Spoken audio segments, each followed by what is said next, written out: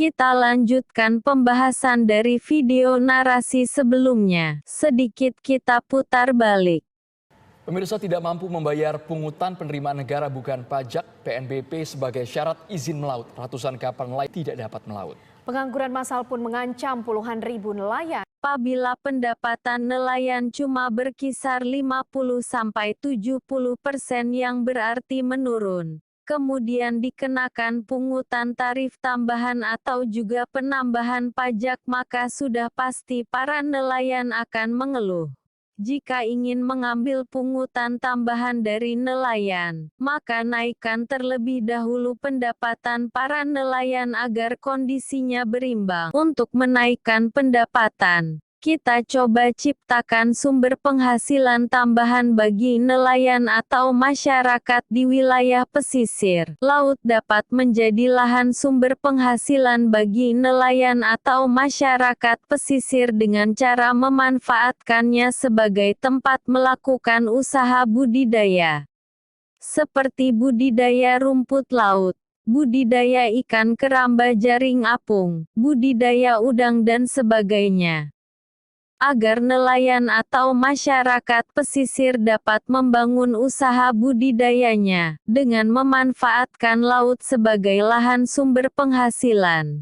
Maka pemerintah daerah harus menjembatani komunikasi antara nelayan atau masyarakat pesisir dengan pihak bank yang memberikan modal, sehingga nelayan atau masyarakat pesisir memiliki modal, serta dapat merealisasikan usaha budidayanya dengan memanfaatkan laut menjadi sumber penghasilan tambahan.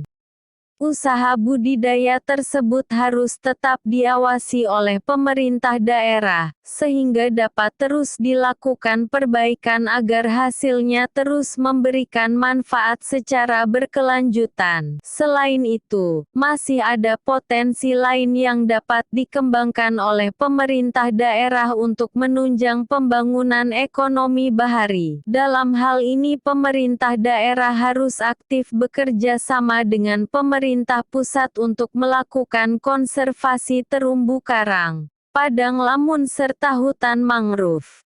Karena ketiga habitat tersebut merupakan faktor penting sebagai tempat berkembang biaknya ikan. Konservasi ketiga habitat tersebut perlu dilakukan untuk menjaga sumber daya perikanan yang terus berkelanjutan. Hasil dari konservasi terumbu karang dan padang lamun dapat dimanfaatkan untuk wisata diving dan snorkeling. Hasil dari konservasi hutan mangrove dapat dimanfaatkan untuk wisata mangrove. Kemudian buah mangrove-nya dapat diolah menjadi sirup, dodol, kerupuk dan sebagainya, sehingga tercipta usaha bagi masyarakat di wilayah pesisir. Beberapa daerah telah menerapkan program seperti ini, namun melalui konsep program pembangunan ekonomi bahari yang disampaikan lewat video narasi ini diharapkan daerah-daerah lain bisa menerapkan hal yang sama. Jika program ini merata tersebar di daerah-daerah, maka akan memberikan dampak positif yang besar bagi kesejahteraan nelayan secara khususnya, dan pertumbuhan ekonomi rakyat di wilayah pesisir secara umumnya.